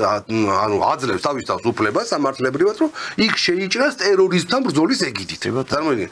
ანუ წარმოიდგინე მოითხოვეს ეგრევე ძროხა და როგორც კი ესე იგი ამ ასე ვთქვათ ეს შეთავაზება გაუკეთეს მექსიკელები მაშინვე გარკვეულწილად დათანხმდნენ რომ რას ლაპარაკობ ჩვენ ახლა აქედან გავამკაცრებთ ყველაფერს. აქედან არ შემოუშვებთ არც ერთ ნარკომანს. არის იქამდე მივა საქმე მე მგონი დარჩენილ კედელს მექსიკელებს ააშენებინებენ. მაგამდეც მივა სიტუაცია. ანუ ქათამი უკვე მიიღო ამ ძროხაში და შესაბამისად გარკვეულწილად რიტორიკაც შედარებით შეარდება. იგივე კანადასთან მიმართებაში გადაავალ. იგივე კანადასთან მიმართებაში, იგივე ვთქვათ ამ შემთხვევაში იქ პანამაზე, ხო? აუ, გაიგიჟეს, თავი პანამელებმა კინაღამომი გამოაცხადეს ამ როგორ ამ სრუტეს ამ არხსო როგორ მივცემ თუ ამერიკელებს, ხო? თითქოს თვითონ ააშენეს ის არხი და რაღაც 26000 კაცი მოდახოცილა მაგ ამერიკელების 32000 მაგ პანამის არხის შენებლობაზე. მაგრამ ნუ ყოველ შემთხვევაში ჩავიდა ხო რუბიო? ჩავიდა დაელაპარაკა აუგუსტში. ძროხა ხო მოითხოვეს. უკვე მიიღეს ქათამი, იმიტომ რომ მაშინვე გამოვიდა პანამა ჩინეთთან რაღაცა ერთი გზა ერთი სარტყელის პროექტიდან უკვე პრაქტიკულად გამოაცხადა რომ ამერიკელები აღარ გადაიხდიან იმ ასეულობით $1,000,000 რომელსაც იხდიდნენ თავიანთი გემების გატარებისთვის პრაქტიკულად უზარმაზარი შედეგი უკვე ამერიკელებმა პრაქტიკულად პანამის არხთან დაკავშირებით უკვე მიიღეს არავითარი აუცილებლობა არ გახდა იქ ჯარი შეყვანის და თავფერის პროვის მაგრამ ეხლა პანამის არხი ოფიციალურად აი რასაც ითხოვდა ტრამპი რომ ამერიკული სახელი უნდა დაერქვას ის არ მოხდა ანუ ძროხა ვერ მიიღო მაგრამ აი დიდი დედალი მიიღო. გამიგეთ, ამ კუთხითაც უნდა შევხედოთ გარკვეულწილად ტრამპის მოგავაჩენ. მაგალითად, ეგრე დანიას თხოვს გრენლანდიას და ეხა როცა რუსეთს უყენებ აქედან მხრიდან პრეტენზიას, რომ რაღაცა შენს მეზობლებთან რატო გაქვს პრობლემა, ვისთანაც შეიძლება იმ ისტორიულ კონტექსტში მტრული დამოკიდებულება კონდეს, პუტინი ქემაინც იძახის, რომ მტერს ვებრძვი. და ამ შემთხვევაში ის საკუთარ მოკავშირეებს ართმევს მიწებს ეხლა ეს მაშინ აქეთ რაღა არგუმენტი რჩება მან კიდევ უფრო რთული საკითხია სხვათაშორის გრენლანდიის თემა ამერიკისათვის არანაირად არ წარმოადგენს რაღაცა ნორვეგიასთან რაღაცა კინკლაობის საკითხს ან ნორვეგია საერთოდ არ არის ამერიკისათვის რაღაცა საინტერესო თქვა სიტყვაზე როგორც ამბობენ იქ წიაღისეული და ასე შემდეგ ნამდვილად არა ეს არის ნორვეგია ამერიკას ჭირდება რუსეთის წინააღმდეგ იმიტომ რომ მას შემდეგ რაც არქტიკაში დაიწყო ძალიან სერიოზული პროცესები, რომელსაც ქვია უზარმაზარი ყინულების და ყინულის შლეიფების დნობა. ეს იწევს უკვე გამოკვეთილად, ამაზე წარმოიდგინეთ ჯერ კიდევ ტრუმენი და ვინ საუბრობდნენ თავის დროზე, როდესაც გრენლანდიის საკითხების მიმართულებით და იქ ბაზების განლაგებაზე და ასე შემდეგ იყო საუბარი. და ეხლა როდესაც უკვე ყინულმა დნობა დაიწყო, ახალი სამარშრუტო გზები გაჩნდა. ახალი სამოძრაო გზები ჩდება, ანუ რომლითაც უპირველეს ყოვლისა რა თქმა უნდა ხა არქტიკის უზარმაზარი ნაწილს სწორედ რუსეთი აკონტროლებს ხო თავისი ტერიტორიიდან გამომდინარე და რუსეთისათვის ხდება გაცილებით იოლი არქტიკიდან ახალი გზების მეშვეობით დაკავშირება იგივე ჩრდილო ატლანტიკასთან ვიდრე სიტყვაზე ოდესმე შეეძლო აქედან გამომდინარე უკვე ეს ხდება ნაჩვენ ჩინეთისთვისაც ეს არის ერთ-ერთი ეს ხდება ტერიტორია ანუ არქტიკა ხდება ტერიტორია რომელიც სულ უფრო და უფრო დიდ უსაფრთხოების პრობლემას წარმოადგენს ამერიკისათვის. იმიტომ თუ არ აკონტროლებ არქტიკას, თქვა ამ შემთხვევაში გრენლანდიის გამოყენებით, ხო? ძალიან მოწყვლადი ხარ. არ მიყვარს ეს სიტყვა, მაგრამ მოწყვლადი ხარ ამ შემთხვევაში რუსეთისგან. ხო? და ბუნებრივია, ასეთ ამაზე მიდის ახლა ბრძოლა, ამაზე მიდის ჭიდაობა. დარწმუნებული ვიყავი, რომ ამ კაცს მოითხოვა რა მთელი გრენლანდია, ანუ დიდი ძროხა ტრამპმა, იქ აუცილებლად მიიღებს საბოლოო ჯამში ტრამპი ბაზების განთავსების საშუალებასაც, თავის გავლენის სფეროებსაც და ძალიან ბევრ ასე ვთქვათ მისთვის საჭირო საბოლოო ჯამში რისთვისაც ჭირდება გრენლანდია იმას ოღონდ ნუ ეს ყველაფერი რაღაცა დონეზე გაჩერდება და ხა გრენლანდია ხა 52 შტატი აღარ გახდება შეიძლება რუსეთთან თუ გავა აი ეს პოლიტიკა მიიღებს აუცილებლად ამ დედალს აი რუსეთთანაც დაახლოებით იგივე პოლიტიკას ატარებს ტრამპი იმ კუთხით რომ ის საუბრობს უკრაინის შეიარაღების გაძლიერებაზე იმ ოღონდ იმ პირობით თუ რა თქმა უნდა უკრაინა მას გადასცემს იადესეულებზე გარიგების დადება უნდა ამ შემთხვევაში ზელენსკისთანაც ასევე საუბრობს იმაზეც რომ თუ კი რუსეთი არ დათანხმდება მის წინადადებებს მაშინ მას მოუწევს კიდევ უფრო მძიმე სანქციები დაუწესოს ერთგვარად რუსეთთანაც ცდილობს ის მოითხოვოს ალბათ მაქსიმუმი იმ იმედით რომ მიიღებს ოპტიმალურს ხო სავარაუდოდ აი აქ როგორ იქნება საქმე იმიტომ რომ რუსეთი არ არის ამ შემთხვევაში არც დანია არც მექსიკა ეს არის სუპერსახელმწიფო ბიზნესში იდეაში პოლიტიკაშიც რა თქმა უნდა მაგრამ ბიზნესში გაცილებით უფრო გამართლებულად ითვლება და ამას არ თაკილობენ ხა პოლიტიკოსებისგან განსხვავებით ძალიან პოპულარული რამეა ბლეფი ზოგადად ბლეფი როდესაც აი პრაქტიკულად ხელში არაფერი არ გიჭირავს და ისე თამაშობს ვთქვით რომ ფლეშ როიალი კონდეს ხელში ხო და თამაშობ ისე რომ და ისეთ ბლეფს აკეთებ რომ ნუ მოკლედ იქ 3 ტუზით ადამიანი წვება და ასე შემდეგ ხო იმიტომ რომ იმას გონია რომ შენ ახლა ნამდვილად მიდიხარ ყველაფერზე. ანუ ბლეფი ბიზნესში ძალიან ასე ვთქვათ ხშირი თემაა და მოსული თემაა ასე რომ ვთქვათ და შესაბამისად უკრაინასთან დაკავშირებითაც მე ისეთი შეგრძნება მაქვს რომ ტრამპი გარკვეულწილად რაღაც საკითხებთან მიმართებაში აი ესეთ ემოციურ გონორზე ცდილობს ბლეფი გაათამაშოს და მოწინააღმდეგე წინასწარ ასე ვთქვათ ისე დაზაფროს რომ თავისი გაიტანოს. ანუ ისევ ძროხა მოითხოვოს და ისევ დედალი მიიღოს. ხა გასაგებია რომ ხა პანამასთან ეს გაცილებით იოლია.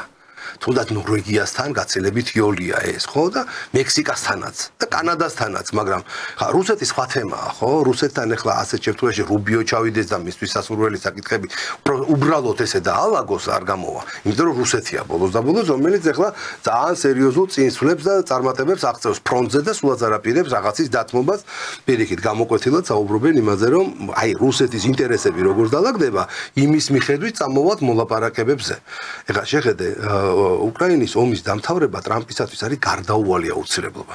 იმიტომ რომ მთელი თავისი საარჩევნო კამპანია ამაზე აწყო. ის უკან ვერ დაიხევს ამ მიმართულებით. ნელ-ნელა მიდის ვითარება იმისკენ, რომ მნიშვნელოვანი ის კი არ ხდება, რომ როგორი პირობები დასრულდება უკრაინის ომი. ჯერჯერობით ამერიკა ამბობს, რომ მისთვის ძალიან მნიშვნელოვანია ის პირობები, რომლითაც უნდა დასრულდეს ეს ომი. როგორც რუსეთი ამბობს, რომ პირობებია მთავარი. მაგრამ დღეს ომის დამთავრება და დასრულება პირველ რიგში ტრამპისთვის არის აუცილებელი. ანუ რუსეთს არცად არ იჩქარება. პუტინისთვის ეს არავითარი საჩქაროსა თემა არ არის. პირიქით, პუტინისთვის რაც უფრო გაიჭიმება, მით უფრო შეძლებს იქ ხარკოვის აღებას, იქ ზაპოროჟიეს აღებას.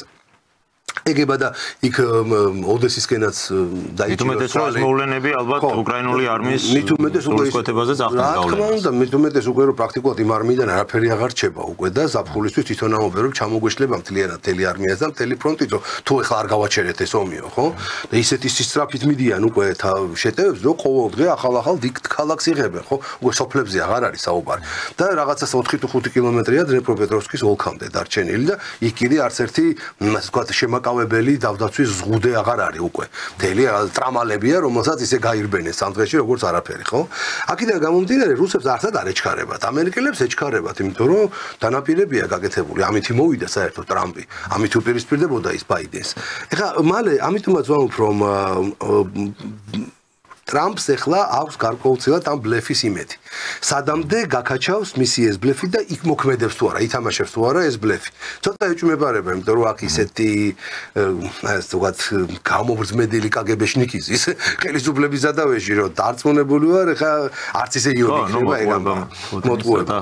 აქედან გამომდინარე, არის ეხლა ესეთი სიტუაცია, ტრამპმა უნდა დაამთავროს ეს ომი. მალე მივა იმ მომენტამდე, რომ აღარ ექნება მნიშვნელობა იმას, რა პირობებით უნდა დაამთავროს. თავარი გახდება რომ როგორმე დაამთავროს შექმნას, აი როგორც იტყვია ხოლმე ეს კარწინკა, სურათი, რომ მაგიდასთან სხედან რუსეთი, ამერიკა და იღებენ გადაწყვეტილებას იმასთან დაკავშირებით, როგორ შეაჩერონ ადამიანების ხოცვა-ჟლეტვა. და აი ესეთი უზარმაზარი, მნიშვნელოვანი, ჰუმანური კაცობრიობისათვის აუცილებელი გადაწყვეტილება ტრამპის ინიციატივით გახდა შესაძლებელი. აი აღარავით არის მნიშვნელობა აღარ ექნება იმას, როგორი პირობებით, უკრაინას რა ბედი დაელის. ანუ მისთვის ეს უფრო შიდა საკითხი არის. რა თქმა უნდა, მით უმეტეს რომ ამერიკელებს აი ერთი მნიშვნელოვნად შემიძლია თქვა, საერთოდ არ ადარდებთ რა პირობები დამთავრდება იქ ომი. საერთოდ არ ადარდებთ უკრაინა კარგ მდგომარეობაში დარჩება, რამეს დაათმობინებენ რუსეთს. იქ რაღაცა მარგალიტებს თუ ბრილიანტებში გაცვლიან რაღაცა იარაღ თუ არ, საერთოდ არ ადარდებთ. მათთვის მნიშვნელოვანია რომ ეს მაზოლი, რომელიც უკვე ტვინშია გაჩენილი, როგორმე მოიშორონ. აი ეს უკრაინა, იმიტომ ჩვენზე რა გავლენა ექნება ამას? ეხლა რაც შეეხება ჩვენ გავლენას, ჩვენ ძალიან სერიოზული როცა მოხდება იქ. კი, ჩვენ ძალიან სერიოზული პერსპექტივა გვაქვს, რატომ? საერთოდ პატარა ქვეყნებს აქვს ესეთი სამწუხაროდ რეალობა, ასე არის ისტორია მოწყობილი და ასე ეს კაცობრიობა დალაგებული. პატარა ქვეყნები მუდმივად არიან იმ ვითარებაში, რომ ფიქრობენ, როგორ აირჩიონ ცუცა და უარეს შორის. იმიტომ რომ ეს დიდი სახელმწიფოები, რომლებიც გიგანტები, რომლებიც იქ ალაგებენ თავიანთ ინტერესებს, ხო? ყოველთვის ამ ინტერესებს წირავენ ამ პატარა სახელმწიფოებს, თავის მეზობლებს, მათ ინტერესებს, მათ ტერიტორიებს, ასე შემდეგ, ასე შემდეგ. ამიტომ მთელი ისტორია საქართველოსი თუ არ ჩავთვლით იმ რაღაცა საუკუნე ნახევრიან რაღაცა გამოფწკინებას, როდესაც ყველაფერი ჩვენთვის სასარგებლო დაალაგდა ჩვენც გაგვიმართლა იქ დავით აღმაშენებელში და ასე შემდეგ მეფეებში და რაღაცნაირად და აი დანარჩენი პერიოდი ყოველთვის ვიყავით აი ამ უზარმაზარი იმპერიებს შორის როგორმე სიტუაციის დაალაგებაში, რომ არ გავსრესილიყავით და არ გამქრალიყავით რა. და ამიტომაც სულ ცუცსა და უარეს შორის ვაკეთებით არჩევანს. ძალიან იშვიათად საუკუნეში ერთხელ, შეიძლება საუკუნე ნახევარში ერთხელ. უცებ ჩდება ხოლმე რაღაც ისეთი გეოპოლიტიკური ვითარება, როდესაც ეს დიდი გლობალური სახელმწიფოები ისე ლაგდებიან, რომ ამ პატარა სახელმწიფოების ინტერესები ასე ვთქვათ, წინა პლანზე ექცევა. ორივე სუსტდება, ალბათ, მაშინ ხდება ეგ ამბავი. ანუ მათი ინტერესები ისე ლაგდება, რომ იმისათვის, რომ მათ რაღაც შეთანხმებას მიაღწიონ, მომგებიან მდგომარეობაში აღმოჩნდებიან ხოლმე პატარა სახელმწიფოები. კიდევ უფრო ძალიან იშვიათად ხდება ხოლმე. ძირითადად კი როგორც ვამბობ, ცუცსა და უარეს შორის ვირჩევთ ხოლმე. და ეს ვითარება ახლა ნამდვილად დგება. და რაში გამოიხატება ეს? გამოიხატება ძალიან კონკრეტულად. როგორც კი დასრულდება ნუ როგორც იქნება და დასრულდება ეს უკრაინის ომი, რა პირობებით და რა შეთანხმებით ეს მეორე საკითხია. თავარი არის ერთი რამე, რომ იქ სადაც რუსეთმა დაიკავა ტერიტორია და სადამდეც მივიდა, იქიდან ის არ გამოვა. იმიტომ რომ ის რაც მოიპოვა ომით, იმას მაგიდასთან ის არ დათმობს, ამაში ვარ დარწმუნებული. აქედან გამომდინარე, ის სადაც რუსეთი გაჩერდება ამ მოლაპარაკებებზე, ის იქნება მისი ტერიტორია, აღიარებს ვინმე იმას, არ აღიარებს ვინმე, ეს მეორე საკითხია, ეს იქნება მისი გავლენის სფერო. რაც შეეხება დანარჩენ უკრაინას, რომელიც დარჩება ამ შემთხვევაში დასავლეთ უკრაინა, კიევი, დნეპრის მარჯვენა მხარე, ხო? იმედია დარჩება. ხო, ალბათ დარჩება, იმიტომ რომ ახლა არ ამგონია, რომ ახლა მთელი უკრაინის ახლა ეს რაღაც ინტერესი არ ჩანს ყოველ შემთხვევაში რუსეთის მხრიდან. ამიტომაც როგორც კი დარჩება ეს დანარჩენი უკრაინა, აქ დადგება საკითხი. რუსეთის საკითხს ვამს ესე, რომ ეს ტერიტორია უნდა იყოს ნეიტრალური. აი ეს უკრაინის დარჩენილი უკრაინა უნდა იყოს ნეიტრალური და არავით არის არც ერთი სამხედრო ბაზა იარაღის მიყიდვა მოყიდვა არ უნდა არსებობდეს რა ეს უნდა იყოს ნეიტრალური სახელმწიფო კი ბატონო განვითარდეს ეკონომიკურად წინ წავიდეს იურთიერთოს რუსეთთან გაზი გაყიდოს რუსული იქ ამერიკისგან მიიღოს ჰუმანიტარული დახმარებები ყველაფერი განავითაროს ქვეყანა და ასე შემდეგ ინსტიტუტები მაგრამ სამხედრო თვალსაზრისით ის უნდა იყოს ნეიტრალური ამერიკელები ამბობენ რომ მოდი 25 წლით ნატოში არ შევიდესო ეს დარჩენილი უკრაინაო რა ხო და ანუ 25 წელიწადიო ნეიტრალური იყოს არ განვიხილავთ მაგ საკითხს ხო ჩვენ რაღაცნაირად იქ გვჭირდებაო იქო წიაღისეულებიო ძვირფასი მეტალებიო რაღაცებიო და მოკლედ იქიდან რომ წამოვიღებთო რაღაცის სანაცვლოთო უკრაინელები ნუ რაღაცა თავისი გეგმა აქვს ბიზნეს ასე თქვა გარიგების კონტექსტში ტრამპს აი მოდიხა ჩვენ ნუ დავიწყებთ იმას მსჯელობას აქედან რომელი გეგმა იქნება საბოლოო ჯამში ხელმოწერილი ნუ დავიწყებთ ამას მსჯელობას არ გჭირდება კი ბატონო